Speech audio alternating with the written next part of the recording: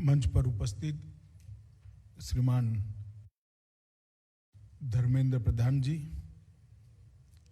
भाजपा के राष्ट्रीय उपाध्यक्ष श्री वैजयंत पांडा जी, अध्यक्ष ओडिशा भारतीय जनता पार्टी श्री समीर मोहंती जी, विपक्ष के नेता श्री जयनारायण मिश्र जी, यहाँ की लोकप्रिय सांसद अपराजिता सारंगी जी, श्रीमती पुरंदेश्वरी जी, हमारी राष्ट्रीय महासचिव है,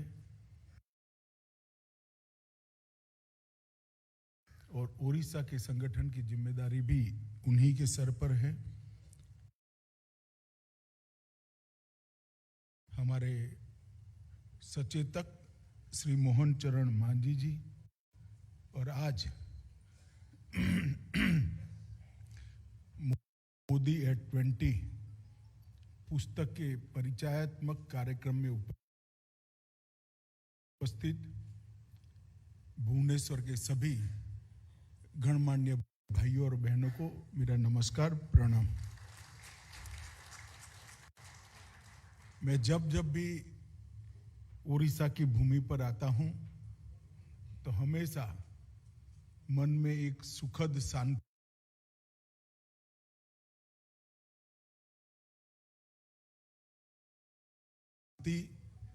और संतोष का अनुभव होता है, क्योंकि ये महाप्रभु की भूमि है और महाप्रभु स्वयं इस भूमि पर विराजमान है।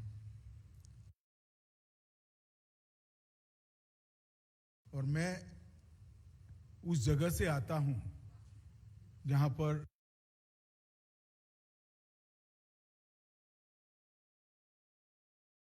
महाप्रभु के शरण में जाने की परंपरा है। अहमदाबाद में भी कई सालों से रथ यात्रा निकलती है और महाप्रभु का मंदिर वहां पर भी विराजमान है। मैं जब राष्ट्रीय अध्यक्ष बना, जब चुनाव लड़ा राष्ट्रीय अध्यक्ष का, तब उड़ीसा के धौली गांव से ही मैं सक्रिय सदस्य बनकर राष्ट्रीय अध्यक्ष का चुनाव लड़ा। ऐतिहासिक गांव में हमेशा जब कोई भी जाता है,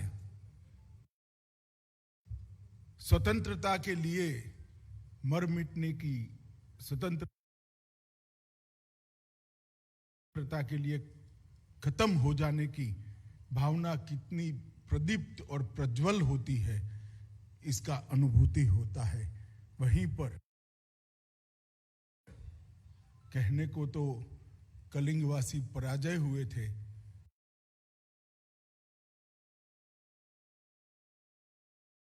मगर सच अर्थ में पराजित चंड अशोक हुए थे। वो युद्ध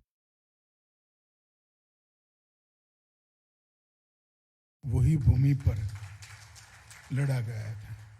मित्रों, आज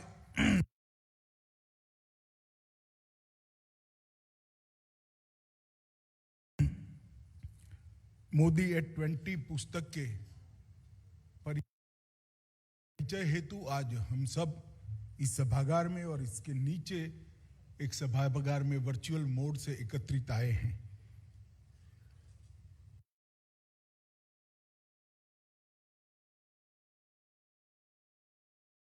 मोदी जी के लिए कुछ भी कहना, कुछ भी बात करना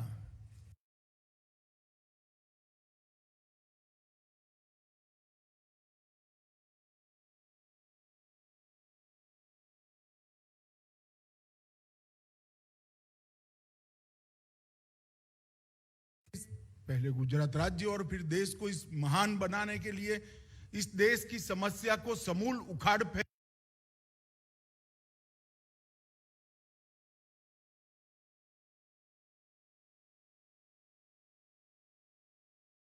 फेंकने के लिए, समस्या का समाधान ढूंढते हुए और सफलता के साथ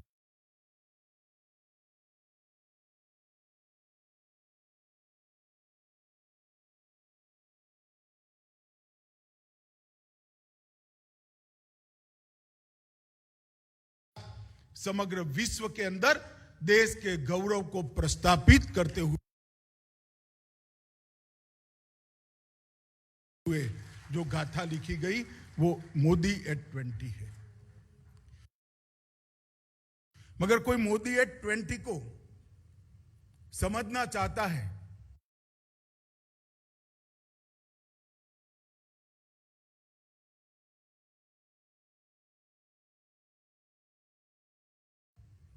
एक ऐसा नेता जो कभी सरपंच का चुनाव भी नहीं लड़ा था, पंचायत का चुनाव भी नहीं लड़ा था, इसको सीधा मुख्यमंत्री बना दिया जाता है और मुख्यमंत्री बनकर 20 साल तक मुख्यमंत्री और प्रधानमंत्री के नाते सफलता की सब शिखरों को सर करता है।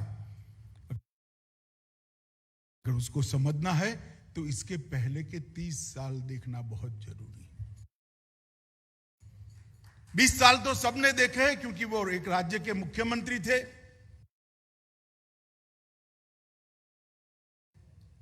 देश के प्रधानमंत्री थे। जो चुनौती आई वो भी सार्वजनिक रूप से आई, जो सिद्धि आई वो भी सार्वजनिक रूप से आई। मगर जो चुनौतियां और सिद्धि का सामना करना और सिद्धियों को प्राप्त करना, ये जो कला है वो कला कहां से आई? अगर वो समझना है तो वो 30 साल की उनकी यात्रा जो एक कार्यकर्ता के नाते की गई, एक स्वयंसेवक नाते की गई, एक मूक समाज सेवक के नाते की गई, इसके अंदर जाना पड़ेगा। मित्रों, क्योंकि मैंने उनके साथ लंबे समय से काम किया है, मैंने अनेक समय पर उनको देखा है कि बुरे से बुरे वक्त में आशा रखते हुए, प्रचंड पुरुषार्थ करते हुए उसमें से मोदी जी को सफलतापूर्वक बाहर निकलते हुए मैंने देखा है। एक आदर्शवादी नेता जो लक्ष्य के अलावे, देश के अलावे, देश के गौरव और देश के भले के अलावे किसी की चिंता न करता हो, इस प्रकार के आदर्शवादी नेता का परिचय उसी 30 साल के अंदर हुआ है मित्रों। और जब अगर उनकी लड़ाई को आज समझते हैं, कई लोग कहते हैं कि मोदी जी का कंट्रीब्यूशन अनेक क्षेत्रों में बहुत बड़ा है, हम सब जानते हैं, मगर मोदी जी का सबसे बड़ा कंट्रीब्यूशन है कि इन्होंने इस देश के लोकतंत्र की जड़ों को पाताल तक गहरी करने का काम किया है। मैं 2 चीजों पर ही प्रकाश डालना चाहूंगा। मोदी जी ने जब से वो मुख्यमंत्री बने, देश के प्रधानमंत्री बने, पार्टी के संगठन का काम देखते थे, तब से इस देश की राजनीति को 60 के दशक के बाद 3 नासुरों ने ग्रसित किया था। परिवारवाद, तुष्टीकरण और भ्रष्टाचार। ये 3 ऐसे नासूर थे जिसने सभी लोकतांत्रिक मूल्यों का ह्रास किया था। परिवारवाद के कारण जिसमें कितनी भी क्षमता हो उसको मौका ही नहीं मिलता था। तुष्टीकरण के कारण समाज के अंदर कई वर्गों के बीच में बड़ी बड़ी खाई खड़ी होने लगी थी। और भ्रष्टाचार के कारण समाज की अर्थव्यवस्था और समाज कल्याण का अभियान खोखला होता जाता था। मोदी जी ने इस 20 साल के अंदर सबसे बड़ा अगर कोई योगदान किया है तो इस लोकतंत्र के अंदर से परिवारवाद को समाप्त करने का काम नरेंद्र मोदी ने। जितनी भी परिवारवादी पार्टियां थी वो परिवारवाद को अपनी धाती समझकर, अपनी पूंजी समझकर आगे बढ़ती थी। मोदी जी ने इसकी जगह एक और विकल्प खड़ा कर दिया। परिवारवाद की जगह क्षमता की पॉलिटिक्स, परिवारवाद की जगह परिणाम की पॉलिटिक्स, परिवारवाद की जगह पॉलिटिक्स ऑफ परफॉर्मेंस। लोकतंत्र में वो ही सफल होगा जो गुड्स डिलीवर करेगा, लोकतंत्र में वो ही सफल होगा जो परफॉर्म करेगा। जनता उसी को चुनेगी जो परफॉर्म करेगा।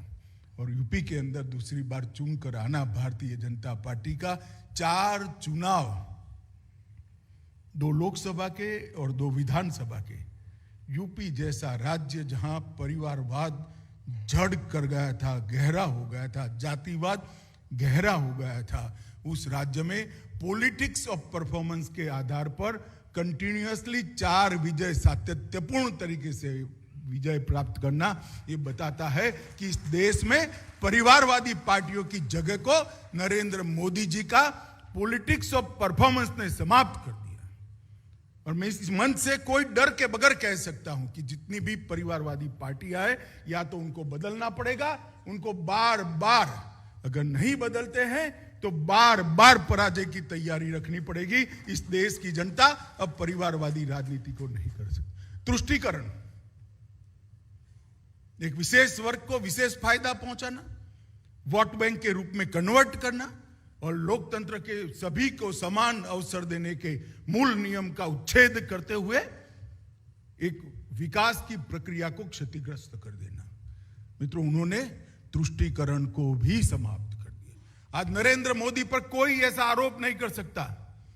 ढेर सारी स्कीमें जो 80 करोड़ गरीबों के लिए बनी, 60 करोड़ गरीबों के लिए बनी, दोनों प्रकार के वर्ग के लिए बनी हुई स्कीमों में कोई आरोप नहीं कर सकता कि कभी भाजपा का जो समर्थक नहीं है उसको गैस का सिलेंडर नहीं मिला, या उसको कभी भी कोई आरोप नहीं कर सकता कि आयुष्मान भारत का कार्ड नहीं मिला है। कोई आरोप नहीं कर सकता। सबको समान अवसर मिला है, मगर किसी को विशेष नहीं मिलने दिया क्योंकि वो मुझे वोट देता है इसलिए उसको ज्यादा मिल जाएगा, ऐसा भी नहीं किया। तुष्टीकरण की राजनीति को मोदी जी ने समाप्त कर दिया।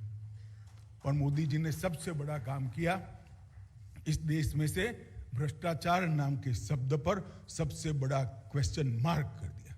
आज 130 करोड़ की जनता नरेंद्र मोदी के शासन के बाद इस विषय पर दृढ़ संकल्पित है कि जो भ्रष्टाचार करेगी वो पार्टियों को हम रिपीट नहीं करेंगे। तत्काल चाहे थोड़ा सफलता मिल जाए, मगर मोदी जी की जगह एट 20 पर पहुंचना है तो भ्रष्टाचार इस देश की जनता सहन नहीं करेगी।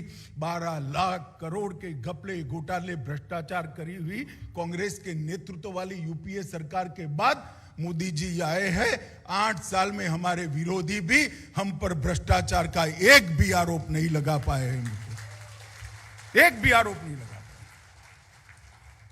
और बैकग्राउंड क्या था? 12 लाख करोड़ के घपले घोटाले और भ्रष्टाचार कर कर आए हुए। और मित्रों, यही बताता है कि मोदी जी ने लोकतंत्र की जड़ों को गहरा कर दिया है। दूसरा, 2012 से 14 का कालखंड याद कीजिए। पूरे देश के अंदर एक प्रकार की शंका पैदा हो गई थी, आत्मविश्वास चला गया था। लोग मानते थे कि multi party democratic parliamentary system, हमारी बहुपक्षीय लोकतांत्रिक संसदीय व्यवस्था विफल हो गई है। ये हमारे देश को आगे नहीं ले जा सकती है, क्योंकि 10 साल तक यूपीए की जो सरकार चली वो इस तरह से चली जैसे सरकार का कोई प्रधानमंत्री ही नहीं था। लोग ढूंढते थे प्रधानमंत्री कहां गायब है। प्रधानमंत्री को कोई प्रधानमंत्री नहीं मानता था और हर मंत्री अपने आप को प्रधानमंत्री मानता था। इस प्रकार की सरकार आ गई। जैसा मैंने कहा, 12 लाख करोड़ के घपले घोटाले भ्रष्टाचार हुए देश में, दुनिया में देश की साख नीचे नीचे नीचे चली जाती थी। आंतरिक सुरक्षा और बाह्य सुरक्षा दोनों चरमराई हुई थी। दुश्मन देश से आतंकवादी घुसकर हमारे जवानों के सर काट कर ले जाते थे। दिल्ली के दरबार में किसी के माथे पर जूं नहीं रेंगती थी, उफ करने की हिम्मत नहीं थी। और उसके बाद में समग्र जनता के अंदर एक बहुत बड़ा सवाल था कि हमारी लोकतांत्रिक व्यवस्था विफल होने के कगार पर आ गई है। मित्रों, 2014 में भारतीय जनता पार्टी ने मोदी जी को, उनके नेतृत्व में हम जीतेंगे तो उनके प्रधानमंत्री बनाएंगे, ऐसा घोषित कर एक चुनाव लड़े और देश की जनता ने एक ऐतिहासिक फैसला दिया। 2/3 बहुमत के साथ 30 साल के बाद पहली पूर्ण बहुमत की सरकार हुई। और इसके बाद जो परिवर्तन हुआ, हम देखते हैं मित्र, भ्रष्टाचार का नामो निशान खत्म। एक निर्णायक नेतृत्व बाहर है, पॉलिसी पैरालिसिस खत्म हुआ, ढेर सारी पॉलिसियां बनी और देश आगे बढ़ रहा है। सुरक्षा के नाम पर अगर उन्होंने गलती कर भी ली तो उनके घर में घुसकर एयर स्ट्राइक और सर्जिकल स्ट्राइक कर दंडित करने का हौसला आज भारत का है। ये गौरव जो पैदा हुआ है जनता के अंदर, उसने वो गवाया हुआ जो आत्मविश्वास था, गवाया हुआ विश्वास था, उसको पुनर्जित करा है। आज जन जन मानता है कि हाँ, हमारा देश यही संविधान के तले, यही लोकतांत्रिक व्यवस्था के साथ आगे बढ़ सकता है और विश्व में सबसे ऊपर सर्वोच्च स्थान पर भी हम पहुंच सकते हैं। जनता का ये आत्मविश्वास पैदा करने का काम अगर किसी ने किया है तो नरेंद्र मोदी जी ने भी किया है। और मित्रों, उन्होंने फैसले भी इस तरह से लिए। पहले राष्ट्रपति चुनने का अवसर आया, एक दलित घर के गरीब एडवोकेट को, श्रीमान रामनाथ कोविंद को महामहिम रामनाथ कोविंद बनाकर दलितों के मन में एक विश्वास पैदा करने का काम किया। और दूसरी बार जब मौका आया तो इसी ओडिशा की पावन धरती की बेटी, जनजातियों में सबसे गरीब जनजाति की बेटी और सबसे गरीब के घर में पैदा हुई द्रौपदी मुर्मू को महामहिम राष्ट्रपति द्रौपदी मुर्मू के स्थान पर विराजमान। आप कल्पना कर सकते हैं इस समाजों के मन में कितना बड़ा आत्मविश्वास खड़ा होता है। मैं आज ही सुबह बता रहा था एक कार्यक्रम में, मैं संविधान की सभा का पूरा अध्ययन किया है। संविधान सभा में सभी वर्गों को, सभी प्रांतों को, सभी क्षेत्रों को भी समाहित करने का प्रयास किया गया था। एक कमी रह गई थी, इसमें एक भी ट्राइबल महिला नहीं थी।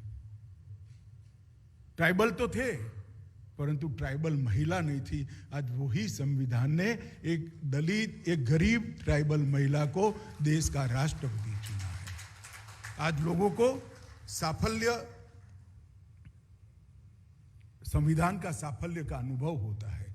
मित्रों, मोदी जी हमेशा इसलिए सफल होते हैं कि उनके सोचने की गति ऊर्ध्व गति है, हमेशा ऊर्ध्व सोचते हैं। जैसे दीपक की लौ हमेशा ऊर्ध्व दिशा में जाती है, इस प्रकार से मोदी जी की सोच भी हमेशा ऊर्ध्व दिशा में जाती है। मित्रों, मैं मोदी जी के साथ बहुत समय से काम किया। अंग्रेजी की एक कहावत है मित्र, blood is thicker than water. जो अपना होता है, खून का जिससे रिश्ता होता है, वो दूसरों से ज्यादा प्यारा होता है। हमारा भी अनुभव है। आप लोग सहमत है ना इस थ्योरी से, blood is thicker than water. मगर मोदी जी ने इस कहावत को उल्टा कर दिया है। उनके परिवार को कोई नहीं जानता, सामान्य आदमी का जीवन जी रहे हैं और पूरा 130 करोड़ की जनता उनका परिवार बन गई है। एक व्यक्ति अपने परिवार को भुलाकर 130 करोड़ लोगों को अपना परिवार मानकर जब जीवन का क्षण क्षण और शरीर का कण कण 130 करोड़ लोगों के कल्याण के लिए समर्पित कर सकता है, तभी मोदी नाम का व्यक्ति बनता है, तब तक नहीं बनता है। और दिए की लौ की तरह जलना, हमेशा ऊर्ध्व गति से सोचना, परायों को अपना बनाकर उनका ही सोचना और उनके जीवन के लिए सर्वस्व न्यौछावर कर देना। मित्रों, ये संस्कार बहुत कम लोगों में होते हैं, जिसमें से एक व्यक्ति नरेंद्र मोदी है। मैंने उनके साथ रहते रहते एक अति संवेदनशील व्यक्ति को देखा है, जिसके मन में देश के दलित, पददलित, आदिवासी, पिछड़े और गरीबों के लिए अपार संवेदनशीलता मैंने देखी है। हर फैसला करते वक्त सबसे पहले जो भारतीय जनता पार्टी की नीति है, अंत्योदय की, गरीब कल्याण की, इसके अनुसार सबसे पहले गरीब की सोचना, वो मोदी जी की प्रकृति बन गई है। मैंने उनको एक कर्मठ कार्यकर्ता के नाते भी देखा है। ठीक है, पहले तो काम करते थे, स्कूटर पर दौरा करते थे, कार्यकर्ताओं के घर पर भोजन करते थे, भारतीय जनता पार्टी और पहले संघ का, संगठन का काम देखते थे। मेहनत करना स्वाभाविक था। मगर प्रधानमंत्री बनने के बाद भी जब भी चुनाव आता है, मैं दावे से कह सकता हूं, भारतीय जनता पार्टी के देश भर में किसी भी कार्यकर्ता से ज्यादा परिश्रम अगर कोई करता होगा तो नरेंद्र मोदी नाम का कार्यकर्ता करता होगा। एक कर्मठ कार्यकर्ता जब देश का नेतृत्व करता है, एक कर्मठ कार्यकर्ता जब पार्टी का नेतृत्व करता है, तब चुनाव में विजय सुनिश्चित हो जाती है। और ये विजयों की श्रृंखला जो मोदी जी के आने के बाद दिखाई पड़ती है, वो उनके कर्मठ कार्यकर्ता के, एक स्टेट्समैन को भी मैंने उनके अंदर देखा है, जो 125 करोड़ भारतीयों के विश्वास का प्रतिनिधित्व दुनिया भर में करता है। जब दुनिया के अंदर ग्लोबल वार्मिंग और पर्यावरण के लिए चर्चा होती है, दुनिया का तापमान बढ़ रहा है और जलवायु परिवर्तन के लिए जब चर्चा होती है, अच्छे अच्छे देश भाग जाते हैं, तब मोदी जी खड़ा होकर कहते हैं कि हमें तो वेदों ने सिखाया है, ये दुनिया, ये पृथ्वी मेरी माता है, उसकी रक्षा करना मेरा दायित्व है, मैं पृथ्वी का पुत्र हूं, भारत पीछे नहीं हटेगा। और शर्म के मारे सारे विदेश के देश वहां पर पेरिस समझौते में साइन करते हैं, तब भारत का जन जन का गौरव बढ़ जाता है। यूएन की असेंबली में पहली बार संबोधन करते हुए कहते कि जिन्होंने दवाइयां बनाई है उन्होंने दुनिया का भला किया है, मगर मेरे देश ने एक ऐसी पद्धति बनाई है जिससे दवाइयों की कभी जरूरत ही न पड़े। और योग को योग दिन मनाने का वो प्रस्ताव करते हैं। सिर्फ 70 दिन के अंदर दुनिया के 170 देश, 70 दिन के अंदर दुनिया के 170 देश योग दिन के प्रस्ताव को स्वीकार करते हैं। और हमारी धाती है, हमारी जो संस्कृति है, ये योग का विज्ञान आज पूरी दुनिया ने स्वीकार लिया है। और योग दिन के दिन भी दुनिया भर के लोग योग करते हैं। तब मालूम पड़ता है कि भारत का नेता अगर आत्मविश्वास के साथ दुनिया के मंच के सामने हमारी संस्कृति को, हमारे गौरव को रखता है, तो इसकी स्वीकृति इतनी ही स्वाभाविक है जितना कोई भी बड़े से बड़े देश का नेता रखता है। मित्रों, टीम लीडर के नाते किसी भी पार्टी की सरकार हो, देश के प्रधानमंत्री के नाते इन्होंने कभी भी वहां किस पार्टी की सरकार है नहीं सोचा है। कोरोना में मैंने देखा है, विपक्ष के मुख्यमंत्रियों का भी फोन आता था, तुरंत ही वहां दवाई पहुंचानी हो, ऑक्सीजन पहुंचाना हो, वहां मेडिकल की टीम भेजनी हो, वहां असिस्टेंस भेजना हो, कभी भी कुछ नहीं। टीम लीडर के नाते, टीम इंडिया के लीडर के नाते हर राज्य को संरक्षित और संवर्धित करने का हमने देखा है। मित्रों, बड़े भावुक नेता है, इमोशनल आदमी है। 20 साल से मोदी जी ने दिवाली कभी भी अपने घर पे नहीं मनाई है। 20 साल से दिवाली हमेशा से बॉर्डर पर सेना के जवानों के साथ। ये भावना जो है, ये संवेदनशीलता है, वो मोदी जी को महान बनाता है। एक निडर सेनापति के रूप में भी हम उसको देख सकते हैं। बड़े से बड़ी चुनौतियां हो, राजनीतिक चुनौतियां तो एक बात है, मगर बड़े से बड़ी चुनौतियां, डोकलाम में कोई अड़ गया हो, किसी ने उरी पर या पुलवामा पर हमला करा हो, मगर जहां भारत के गौरव की बात आती है, भारत की सीमा की सुरक्षा की बात आती है, भारत की सेना के गौरव की बात आती है, तो मोदी जी चट्टान से भी ज्यादा अड़ीग हो जाते हैं। और हमने देखा है, कड़े से कड़े फैसले लेकर दुनिया उंगली दांतों तले दबा गई। अमेरिका और इजराइल के रावे कोई घर में घुसकर बदला लेने का नहीं सोचता था, भारत की सेनाओं ने घर में घुसकर बदला लेने का काम किया। एक समर्थ रामदास ने शिवाजी महाराज को कहा था, जब शिवाजी महाराज ने पूछा कि गुरुदेव, मेरा राज्याभिषेक होने वाला है, मेरे लिए एक वाक्य में उपदेश क्या है? तो उन्होंने कहा, तुम राजा बनोगे तो घोड़े, हाथी, सोना, चांदी, खजाना, बड़े बड़े राजमहल ये तेरे अधीन होंगे। और उस वक्त हमेशा तुझे एक बात रखनी है, उपभोग शून्य स्वामी बनने की। स्वामी तो जरूर बनना, मगर उपभोग तुम नहीं कर सकते, जनता का है। मोदी जी ने, मैंने अनेक पद पर देखा है मित्रों, वही फकीरी मस्ती के साथ, सादगी के साथ जीने वाला आदमी, राजनेता नरेंद्र मोदी जैसा मेरे जीवन में नहीं देखा। समर्थ स्वामी रामदास ने जो कल्पना करी थी उपभोग शून्य स्वामी की, वो उपभोग शून्य स्वामी की व्याख्या को इस युग के अंदर मोदी जी ने चरितार्थ किया है। और इसी का कारण है, जनता उनको मानती है, जनता इनको स्वीकारती है, जनता उनका सम्मान करती है। मित्रों, एक देश का प्रधानमंत्री, 130 करोड़ की जनता का प्रधानमंत्री, एक वायु प्रवचन कर देश के नाम के संदेश में कह दे कि कल जनता कर्फ्यू है, सरकार की कोई पाबंदी नहीं है। जब कोरोना आया, हमें लॉकडाउन की आदत डालनी थी, तब मोदी जी अचानक टीवी पर आकर एक अपील करे कि कल जनता कर्फ्यू है।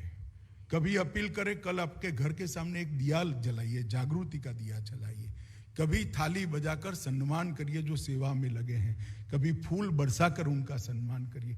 ये सारी अपीलों को तो मैंने कभी नहीं देखा। कर्फ्यू डालना पड़ता है तो नोटिफिकेशन होने के बावजूद अनेक लोग कर्फ्यू तोड़ देते हैं, उनको पकड़कर पुलिस ले जाती है। मगर एक कर्फ्यू ऐसा हुआ आजादी के 75 साल में जिसके प्रधानमंत्री ने जिसको जनता को सिर्फ अपील की, कोई नोटिफिकेशन नहीं था। 130 करोड़ लोग में से कोई भी अपने घर के बाहर नहीं निकला और कर्फ्यू हुआ। एक समय था जब पाकिस्तान के साथ युद्ध हुआ था, तब लाल बहादुर शास्त्री ने कहा था कि हमारे पास चावल नहीं है, अनाज नहीं है और हमें अमेरिका इसके कारण दबा रहा है। तो मैं अपील करता हूं कि शनिचर को हम उपवास रखेंगे और मैं भी उपवास रखूंगा। पूरे देश ने उपवास रखा था। उसके बाद लाल बहादुर शास्त्री के बाद पहला प्रधानमंत्री नरेंद्र मोदी है, सम्मान से जिसके प्रति इसकी हर बात को माना है। वो कार्यकर्ता थे तब भी परिश्रमी थे, प्रधानमंत्री थे तो अधिक परिश्रमी हैं। कार्यकर्ता थे तब भी मैंने काम करते हुए देखा है, प्रधानमंत्री है तब भी काम करते हुए दिखा है। दिन में 16 घंटा 18 घंटा, कई बार तो 20-20 घंटा काम करना, सतत काम करना, अहर्निश काम करना उनका स्वभाव है। वो हमेशा कहते हैं मुझे कड़ी मेहनत से कभी थकान नहीं लगती, बल्कि हमें संतोष की अनुभूति कड़ी मेहनत कराता है, क्योंकि कड़ी मेहनत जनता के लिए। जब एक गरीब के चेहरे पर मुस्कान आती है तब मन में संतोष पैदा होता है। मित्रों, ये भाव के साथ मेहनत करने वाला आदमी बहुत लंबे समय के बाद इस देश को मिला है। और वो जो मेहनत होती है, इसका संतोष, वो संतोष का तेज और तेज से उनका दैदीप्यमान व्यक्तित्व मैंने देखा है, आपने भी देखा है, हर रोज देख रहे हैं। मित्रों, इतनी कड़ी मेहनत करता है कोई, तब जाकर नरेंद्र मोदी बनता है। मित्रों, गरीबों के लिए सोचते हैं, कर्मठ कार्यकर्ता के भांति मेहनत करते हैं, एक स्टेटमेंट्स के भांति देश के गौरव को दुनिया के सामने रखते हैं, एक टीम लीडर के नाते पूरे देश का नेतृत्व करते हैं, भावुक राजनेता के नाते कई सारे भावुक फैसले लेते हैं, निडर सेनापति के नाते अड़िग चट्टान की तरह खड़े हो जाते हैं और उपभोग शून्य स्वामी होता है। तभी जाकर नरेंद्र मोदी बना जाता है। मित्रों, ये नरेंद्र मोदी बनने की जो प्रक्रिया है वो बहुत कठिन है। मित्रों, मोदी जी की कार्यशैली को हम ध्यान से देखें तो उनकी नीतियां जो है वो मानवता में से जन्म लेती हैं। सर्व समाज के कल्याण की भावना के साथ वो नीतियों के बनाते हैं। उनका संकल्प है नए भारत के निर्माण का संकल्प, दुनिया में हर क्षेत्र के अंदर सर्वोच्च स्थान पर बैठे हुए भारत का संकल्प और शासन की कुनीतियों को समाप्त करने की दृढ़ इच्छा शक्ति भी उनके अंदर दिखाई सकती है। और जन भागीदारी के अलावा जनता की समस्याओं का समाधान नहीं हो सकता, वो उनका दृढ़ विश्वास है। कोई भी योजना लेकर आते हैं, कोई भी स्कीम लेकर आते हैं तो इसके अंदर जन भागीदारी का तत्व बहुत बड़ा होता है। और मित्रों, जन भागीदारी के कारण ही नरेंद्र मोदी जी को इतनी बड़ी सफलता मिली है। मित्रों, गुजरात के मुख्यमंत्री थे तब भी कई सारे लैंडमार्क डिसीजन लिए थे। मैं गिनाने जाऊंगा तो बहुत लंबा समय होगा, मगर कुछ चीजें मैं जरूर बताऊं। उन्होंने गुजरात के अंदर देश में सबसे पहले आपदा प्रबंधन के लिए अगर किसी ने सोचा तो नरेंद्र मोदी जी ने सोचा था। गुजरात के अंदर जो भूकंप आया उसके बाद आपदा प्रबंधन की शुरुआत नरेंद्र मोदी जी ने की। उन्होंने पावर की क्राइसिस जो थी इसके मूल से सॉल्यूशन की दिशा में गए। हर गांव में, देश में हर गांव में 24 घंटा बिजली अगर पहली बार कोई एक राज्य में पहुंची तो हमारे गुजरात के अंदर पहुंची थी। कृषि महोत्सव के माध्यम से 10% का कृषि विकास दर, 10% का कृषि विकास दर देश में सबसे पहले अगर कोई लाया तो नरेंद्र मोदी जी लाया।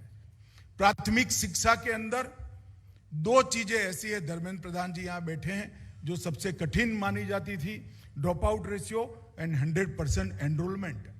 मोदी जी अपने शासन के अंदर ड्रॉप आउट रेशियो को लगभग शून्य तक ले गए और 100% एनरोलमेंट को भी उन्होंने अचीव करने का काम किया और बेटी बढ़ाओ बेटी पढ़ाओ के माध्यम से जेंडर रेशियो भी ठीक करने का काम किया। गुजरात एक ऐसा प्रदेश है जहां जल की बड़ी कठिनाई होती थी। हमारा 80% जल गुजरात के 9% हिस्से में था और बाकी 91% हिस्से में 20% जल था। ऐसे समय जल संचय के अभियान से 20 फुट से लेकर 80 फुट तक भूगर्भ पानी के जल स्तर को ऊपर उठाने का काम नरेंद्र मोदी जी ने किया। वन बंधु कल्याण योजना और सागर खेडू कल्याण योजना लाकर सर्वसमावेशी सर्वस्पर्शी विकास का एक मॉडल खड़ा किया। और मित्रों, एक सबसे बड़ा काम जो बहुत चर्चा में नहीं आया है, इंस्टीट्यूशनल डिलीवरी की संख्या 22% से 92% ले जाने का काम सिर्फ 5 साल के अंदर नरेंद्र मोदी जी ने गुजरात में किया था, जिससे माता मृत्यु दर और बाल मृत्यु दर को बहुत कम करने में गुजरात उस जमाने में चोटी पर था। माता को न मरने देना, बालक को न मरने देना, ये संकल्प के साथ ही करे थे। ये मैं इसलिए बताता हूं कि इसमें से कुछ आपने नहीं सुना होगा। अगर कोई नेता होता है, छोटा सा भी काम करता है तो प्रसिद्धि करता है, अपने गुणगान कराता है, परंतु ये सारी चीजें जो लैंडमार्क चीजें हैं आपने किसी ने नहीं सुनी होगी। मगर काम हुआ है, परिवर्तन हुआ है और परिणाम भी मिले हैं। मोदी जी को कई बार देखते हैं तो लोग उनकी योजनाओं को टुकड़े टुकड़े में देखते हैं। मोदी जी कभी भी टुकड़े टुकड़े में नहीं सोचते। उनका अप्रोच समस्या का संपूर्ण समाधान का है। मैं बहुत सारे उदाहरण, इतना समय नहीं होता है, मगर मैं स्वास्थ्य क्षेत्र का उदाहरण जरूर देना चाहता हूं। सबसे पहले स्वास्थ्य के क्षेत्र के अंदर आज जो संपूर्ण क्रांति हुई है, इसमें सबसे पहले मोदी जी ने स्वच्छता अभियान चलाया। आज भी आपके घर में एक छोटा सा बालक है और एक पिपरमिंट खाकर उसका छिलका नीचे डालने का प्रयास करिएगा, बालक तुरंत रोकेगा कि दादाजी वहां नहीं डाल सकते, कचरा पेटी में डालिए, कचरा नहीं डालना। स्वच्छता के संस्कार को नई पीढ़ी तक, नीचे तक उतारने का काम नरेंद्र मोदी जी। मगर उस वक्त हमें मालूम नहीं पड़ा, देश में किसी ने नहीं सोचा कि स्वच्छता के पीछे स्वास्थ्य की चिंता है। जब गंदगी होती है उसमें से ही बीमारी पैदा होती है। उसके बाद हर घर में शौचालय पहुंचाने का कार्यक्रम लेकर आए। 10 करोड़ घरों के अंदर 5 साल के अंदर शौचालय पहुंचाकर महिलाओं को सम्मानित करने का काम किया और देश को स्वच्छ करने का काम। मित्रों, आप कल्पना करिए, जिस घर में शौचालय न हो उस घर की महिलाओं की स्थिति क्या होगी। भुवनेश्वर में आपको ये कल्पना नहीं आ सकती, मगर मयूरभंज जिले के किसी गांव के अंदर जाकर आप देखिएगा तो आपको ये विडंबना, ये दुर्भाग्य इस देश की बच्चियों का, महिलाओं का समझ में आएगा। मोदी जी ने 10 करोड़ घर में शौचालय बनाकर स्वास्थ्य को भी ठीक किया, महिलाओं के सम्मान को भी। फिट इंडिया मूवमेंट लेकर आए, उसको भी साथ के स्वास्थ्य के साथ जोड़कर वो लेकर आए। फिर योग दिन बनाने का काम किया, रोग शरीर के अंदर आ ही न पाए इस प्रकार के शरीर की रचना करना। फिर पोषण अभियान लेकर आए, बच्चे और किशोरियों को पोषण युक्त कर कर बच्चा जो आने वाला है, सगर्भा माता और किशोरियों और बच्चियों को और बच्चों को पोषण युक्त आहार देने का अभियान। मिशन इंद्रधनुष के माध्यम से 15 करोड़ बच्चों को टीका लगाने का, सभी प्रकार के टीके 20 दिन के अंदर समाप्त कर दिए 15 करोड़ बच्चों के। उसके जीवन का स्ट्रक्चर ही ऐसा कर दिया, शरीर का स्ट्रक्चर ही ऐसा कर दिया कि इसके अंदर रोग ही ना आए। इसके बाद आयुष्मान भारत योजना लाए। 60 करोड़ लोग ऐसे थे जिनके पास इलाज का पैसा ही नहीं था। 5 लाख तक का पूरा इलाज देश के 60 करोड़ गरीबों का मोदी जी ने फ्री ऑफ कॉस्ट कर कर उनके इलाज की सुविधा को करें। हमारे पास डॉक्टर नहीं थे। 5 साल के अंदर हर जिले में एक कॉलेज बढ़ाने का संकल्प किया और रिकॉर्ड सीटें बढ़ाने का काम किया। मैं आंकड़ों की मायाजाल में जाना नहीं चाहता, मगर एक और 70 साल के मेडिकल सीटों की बढ़ोतरी है और एक और मोदी जी के 5 साल के सीटों की बढ़ोतरी है। इतने डॉक्टर अब देश के अंदर ज्यादा बढ़ेंगे और वेलनेस सेंटर के माध्यम से पीएचसी सीएचसी को भी अपग्रेड करने का काम किया। एक स्वास्थ्य नाम की समस्या के पर 13 बिंदुओं में बांटकर किस प्रकार से समग्रता से सोचकर मोदी जी काम कर रहे हैं, वो एक बहुत बड़ा क्षेत्र है। मित्रों, जहां तक कोरोना का सवाल है, हमने देखा है मोदी जी किस प्रकार से कोविड के समय में आपदा को अवसर में बदला है। दुनिया के बड़े बड़े देश जो हमसे बहुत आगे माने जाते हैं, उनका वैक्सीनेशन आज भी समाप्त नहीं हुआ। हम आज तीसरा डोज फ्री ऑफ कॉस्ट लगा रहे हैं मित्रों, 200 करोड़ डोज लगे और डोज भी किस तरह से लगे, टेक्नोलॉजी का उपयोग करते हुए। आप गए, लाइन में तो खड़ा रहे, मगर साथ में कॉफी भी पिला दी, डोज भी लगा दिया, 20 मिनट आपको आराम के लिए कुर्सी में बिठाया भी और 30 सेकंड के अंदर आपके मोबाइल पर सर्टिफिकेट भेज दिया, you are vaccinated, don't worry. और मोदी जी का हंसता हुआ चेहरा भी साथ में आपके मोबाइल पर आ गया।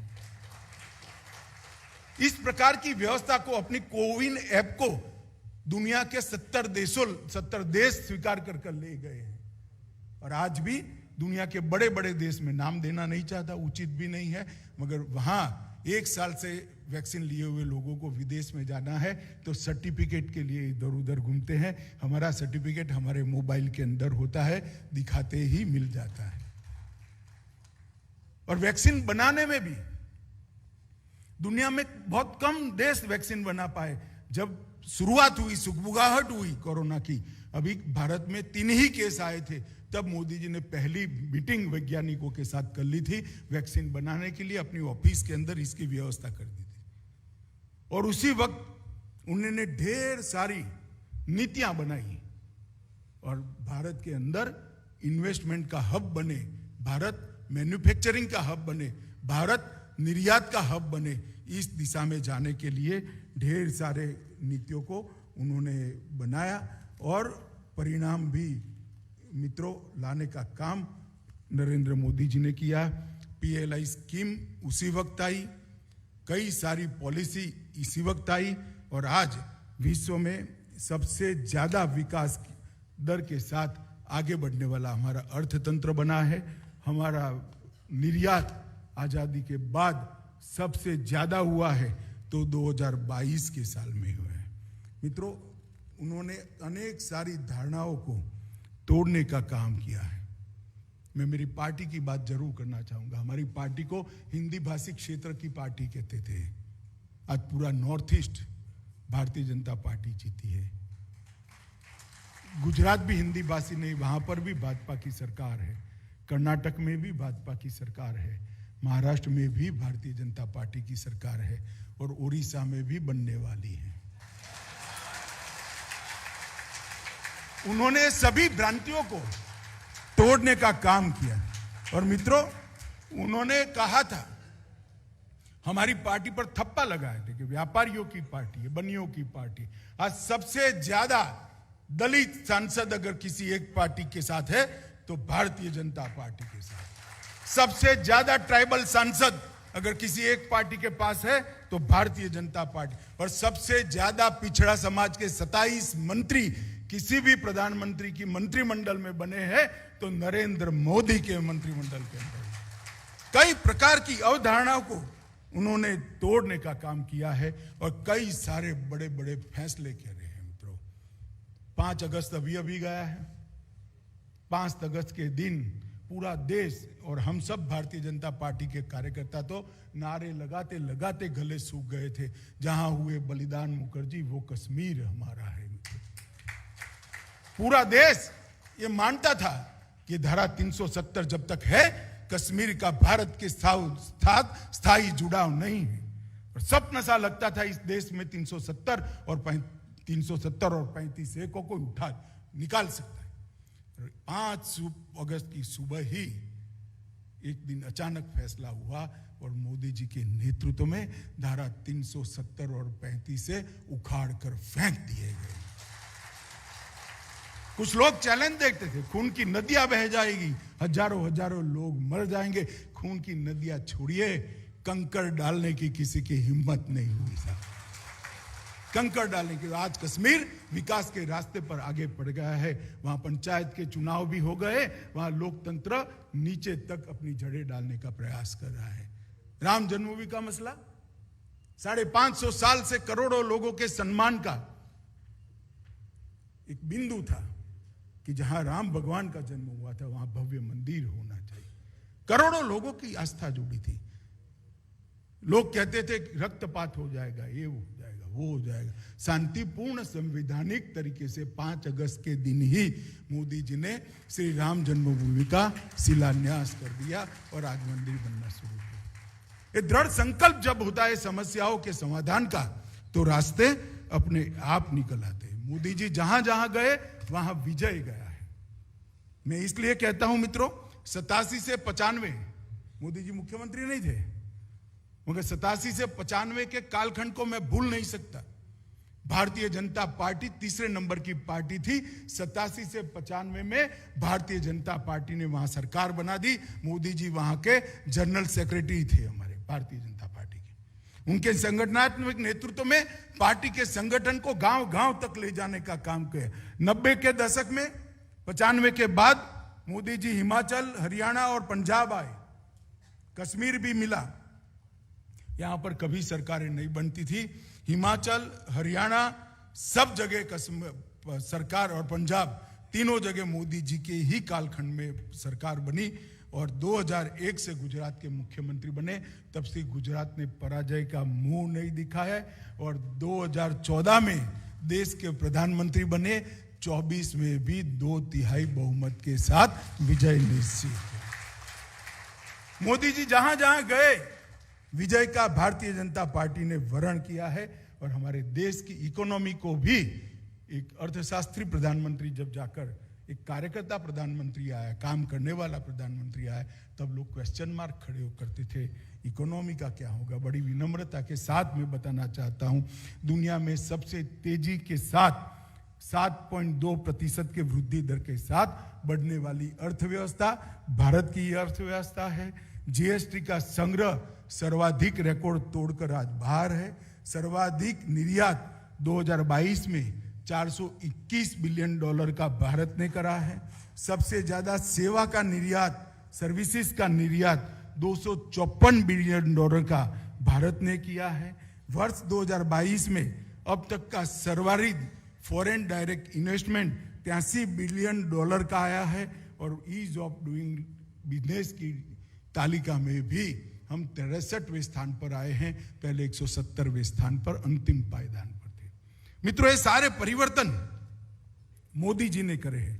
पीएलआई, उत्पादन लिंक प्रोत्साहन और ढेर सारे गरीब कल्याण के कार्यक्रम। 9 करोड़ लोगों को एलपीजी दिया, गरीबों को 11 करोड़ शौचालय बनाए, 8 करोड़ घरों में शुद्ध पीने का पानी पहुंचाया, लगभग 3 करोड़ परिवारों को बिजली का कनेक्शन देने का काम किया, 11 करोड़ किसानों को अब तक 1.5 लाख करोड़ रुपया हर साल 6,000 रुपया उनके बैंक अकाउंट में ट्रांसफर किया, 2 करोड़ लोगों को घर देने का काम किया, 5 लाख तक का स्वास्थ्य बीमा 60 करोड़ लोगों को देने का काम किया, 43 करोड़ लोगों को बैंक का अकाउंट दिया और डायरेक्ट बेनिफिट ट्रांसफर से लगभग 52 मंत्रालयों की 300 स्कीमों का 23 लाख करोड़ रुपया 5 साल में गरीब के बैंक अकाउंट में सीधा ट्रांसफर करने का काम भारतीय जनता पार्टी की मोदी सरकार ने। ये पुस्तक जो है एक व्यक्ति के, एक व्यक्तित्व के अनेक आयामों को परिचय करने वाली है। इसमें एक संवेदनशील नेता का भी परिचय है, इसमें गुड गवर्नेंस के लिए काम करने वाला सुधारक का भी परिचय है, इसमें समाज की समस्याओं को जड़ मूल के साथ समाप्त करने वाला समाज सुधारक और प्रशासक का भी परिचय है। इसके अंदर पार्टी की जड़ों को पाताल तक गहरी कर पार्टी को कश्मीर से कन्याकुमारी और अटक से कटक तक फैलाने वाले नेता का भी परिचय है। अनेक प्रकार के मोदी जी के व्यक्तित्व के कई आयामों को, उनका जो व्यक्तित्व बहुआयामी है, हर आयाम के व्यक्तित्व के हर आयाम का परिचय मोदी एट 20 के अंदर है। और मित्रों, मैं आपको अंत में मोदी एट 20 के लिए इतना ही कहता हूं कि पुस्तक बहुत अधूरी है। मोदी इससे बहुत बड़ा आदमी है, इसका वर्णन ही नहीं हो सकता। बहुत सारे आयामों को इसके अंदर किसी न किसी ने लिखने, मैंने भी कुछ लिखा है, मगर मैं खुद कहता हूं कि पुस्तक अधूरी है। मोदी बहुत बड़े व्यक्ति है और देश का सौभाग्य है कि पूरा विश्व जिस व्यक्ति को नेता मानता है, वो नेता हमारा है, भारत का है और भारत का नेतृत्व है। ये हम सब के लिए गौरव का विषय है मित्रों। देश की आजादी के रजत जयंती भी आई, सुवर्ण जयंती भी आई, अमृत महोत्सव भी आया। किसी ने भी 25 साल 50 साल को, मैं किसी की टीका टिप्पणी करने नहीं आया हूं, देश के भविष्य के साथ जोड़कर नहीं दिया। अमृत महोत्सव को मोदी जी ने जन जन का महोत्सव बनाया। आज बच्चा बच्चा तिरंगा लेकर घूमता है, इसके मन में राष्ट्र भावना जागृत होती है। और मेरी बात याद रखना, 13 से 15 तारीख में 20 करोड़ भारतीय अपने घर पर तिरंगा फहराने वाले हैं। आप भी जरूर फहराएं। आजादी के अमृत महोत्सव का उपयोग देश के हर नागरिक के मन में देशभक्ति को जागृत करने के लिए करना। आजादी के अमृत महोत्सव से आजादी के समाप्ति तक के 25 साल, इसको अमृत काल कहकर, ये 25 साल में हर क्षेत्र के भारत के लक्ष्य तय करना कि भारत शिक्षा के क्षेत्र में 25 साल में कहां पहुंचेगा, भारत अर्थतंत्र में 25 साल में कहां पहुंचेगा, भारत रक्षा के क्षेत्र में कहां पहुंचेगा, भारत स्वास्थ्य के क्षेत्र में 25 साल से, और ये 25 साल अमृत काल के अंदर जो संकल्प लिए हैं, जो निर्णय करे हैं, उसकी सिद्धि के साल है मित्रों। अगर भारत की 130 करोड़ की जनता ये 25 साल प्रचंड पुरुषार्थ करती है, पुरुषार्थ की पराकाष्ठा करती है, पराक्रम की पराकाष्ठा करती है, तो जब शताब्दी मनाई जाएगी, हम में से काफी लोग नहीं होंगे, मगर जब भी शताब्दी मनाई जाएगी, मेरी बात याद रखना, भारत माता विश्व गुरु के स्थान पर बैठी हुई दिखाई देगी। ये जो विजन, ये संकल्प एक नेतृत्व में तभी आता है जब मैंने कहा कि उसके जीवन का क्षण क्षण और शरीर का कण कण केवल और केवल भारत को समर्पित होता है। ऐसा समर्पित नेता हम सबको मिला है। उनके नेतृत्व में हम लोग भारत में अपनी अपनी जिम्मेदारियों का निर्वहन कर रहे हैं। ये हम सब के लिए सौभाग्य की बात है। मैं मानता हूं कि ओडिशा के युवाओं को विशेषकर ये पुस्तक जरूर पढ़नी चाहिए। आने वाले दिनों में इसकी ओडिया में ट्रांसलेशन भी होगी, परंतु ये पुस्तक जरूर पढ़नी चाहिए। बड़े बनने का स्वप्न अगर जीवन में प्राप्त करना है तो मोदी एट 20 जरूर पढ़ना, वहीं से प्रेरणा मिलेगी। धन्यवाद। वंदे मातरम।